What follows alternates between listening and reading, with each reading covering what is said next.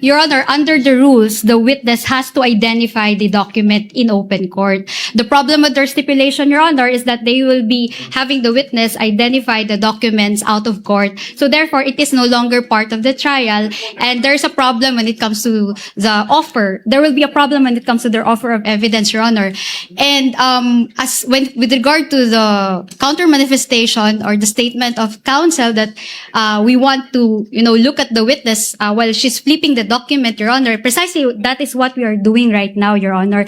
So we object to the proposal that the examination of the ARs be done outside the court, Your Honor. I think the purpose... Your Honor, please, counsel for Attorney Kapunan, the court views it perhaps as an opportunity to provide an avenue for possible stipulation as to the ARs that you did not stipulate on. Because if I remember correctly, the reason why the ARs presented earlier, the 845, under the witness, Mr.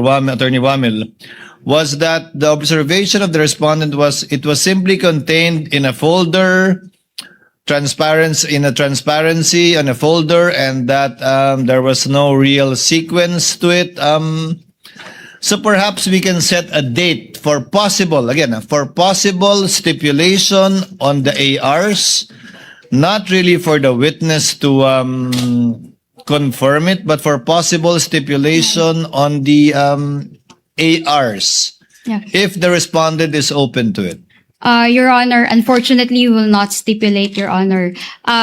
We didn't stipulate in the case of Wamil, Your Honor. The same position is maintained, Your Honor, in the case of this witness, Your Honor, because after the ARs have been submitted to the Commission of Audit, Your Honor, the OVP and the DepEd no longer had control over these ARs. So therefore, we do not know what were the receipts that were provided by the COA and how many receipts were given by the COA to the prosecution, Your Honor. And second, these are not common exhibits because we did not mark those documents or ARs as our own. We didn't adopt them as our own evidence, Your Honor. And third, the ARs that were presented or are being presented now by the prosecution have not been compared with our own copies, Your Honor. So we cannot determine with certainty, Your Honor, if their ARs are actually identical with our copies, Your Honor. Counsel, that is precisely the opportunity the court is opening a chance for you to do so, to compare it with your copies of your ARs. Again, if you so desire. I mean, this is only for the purpose Your Honor, of please, expediting. if I may, Your Honor. Counsel for respondent will please respond first before to the query of the presiding officer before I recognize Attorney Kapunan. Yes, Attorney Christine, so you do not want to take the opportunity to compare your copies of the ARs with their copies of the ARs as submitted to COA or as allegedly submitted to COA? Your Honor, upon discussion with the team, Your Honor, unfortunately, we cannot do that. Noted. Attorney Kapunan, what is your pleasure? With due indulgence, Your Honor, now I will give in to my temptation. First, Your Honor, what is happening now could have been prevented had we done this exercise during the pretrial.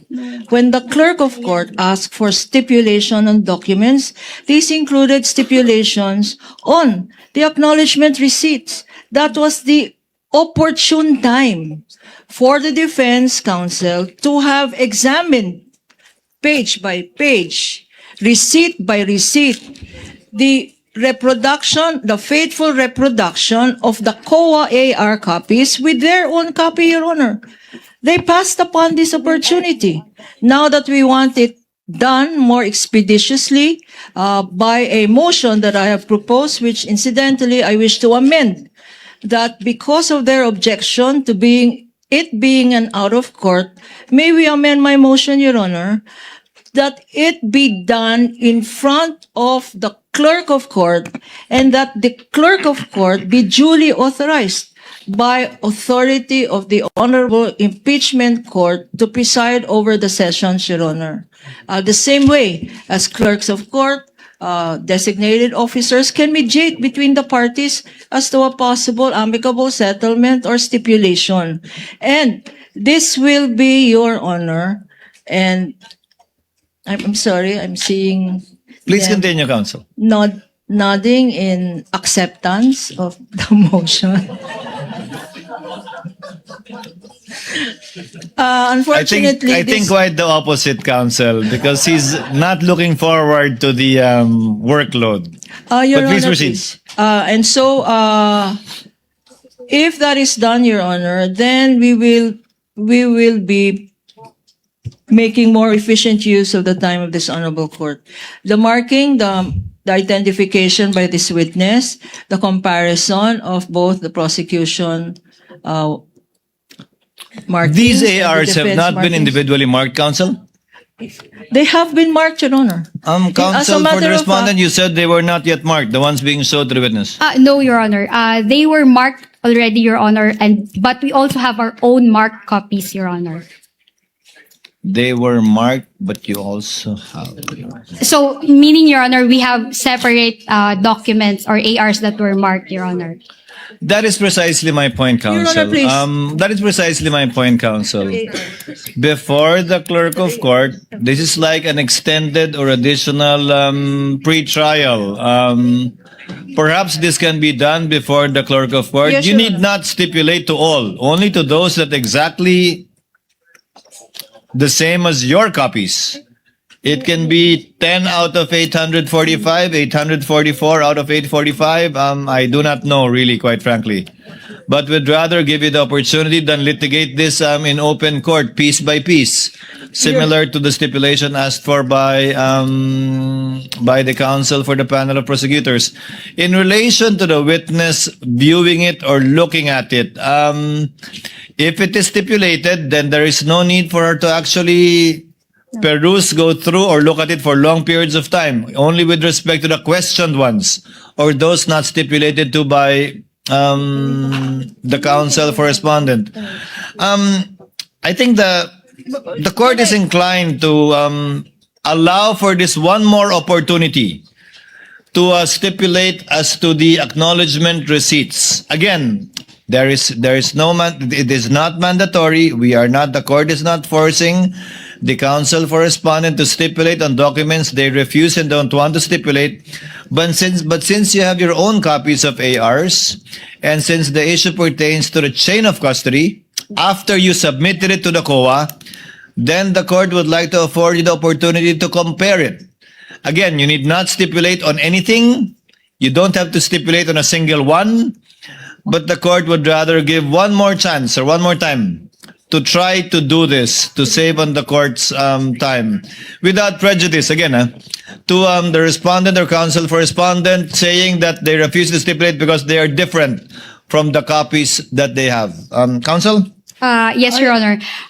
Actually, we will agree to that proposal, Your Honor, but we provided, Your Honor, that we will not be forced to stipulate that the ARs are authentic, etc. And then the date and time, Your Honor, shall be mutually agreed upon by the parties.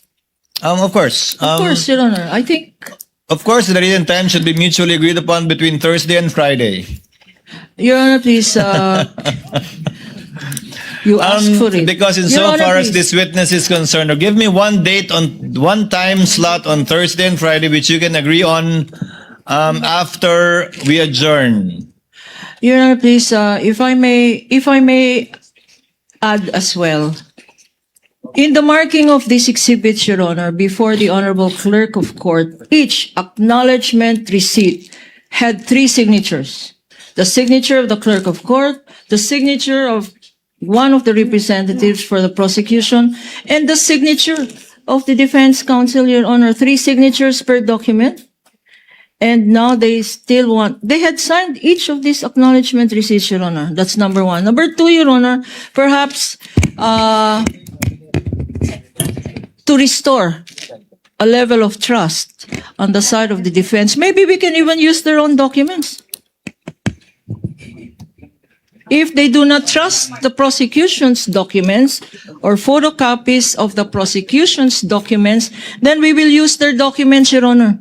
because we are certain that their documents is the same as our documents. Let's use the defense documents, Your Honor. Then, they will not say, we do not trust these documents because it is their own defense documents. Maybe that will solve the problem of this court. We will use your documents, counsel. Will you still question using your own documents? Will you still question the authenticity of your own documents? Of course not, Your Honor. Okay, Of then course not, maybe counsel. that is but a possible solution, Your Honor. Let us use the defense documents instead of the prosecution documents. Para wag na tayong mag-compare. Thursday, Friday, manonood pa ako ng Odyssey. I'm sorry, Counsel. The presiding officer was not yet elected during the pretrial, hence I did not know what went on during the pretrial.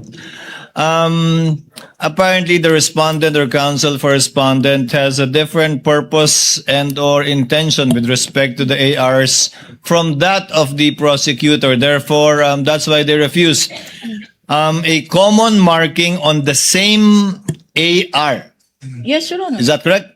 So they have their own set of ARs, and you have your own set of ARs that was marked during pretrial, correct, counsels? that is correct, Your Honor.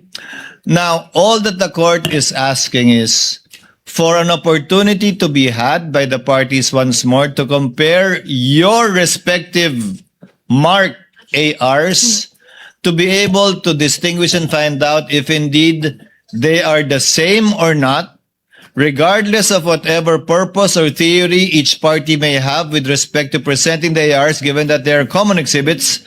We will not touch into that, counsel for respondents. So your concern with respect to authenticity and purpose will not be touched on. Only insofar as that it is the same AR that you received, it is the same AR that you sent to the COA, that you also have a copy of, that they are presenting. And insofar as ARs that you did not send COA or did not come from you, then you can point that out too, as the case may be or as may be appropriate. Again, without any pressure nor any mandate from the court for you to stipulate on all, just the opportunity to do so. Kindly agree on a date, counsels, on a time rather, between Monday and Thursday. If that is not possible, then we will continue as we have this afternoon. But kindly agree on a date. Court so directs the parties to fix a date and be able to present the same, be present before the clerk of court to compare the ARs they separately marked and to confirm if indeed which ones are the same and which ones are different for whatever purpose it may serve both parties, given that they are commonly marked. So ordered.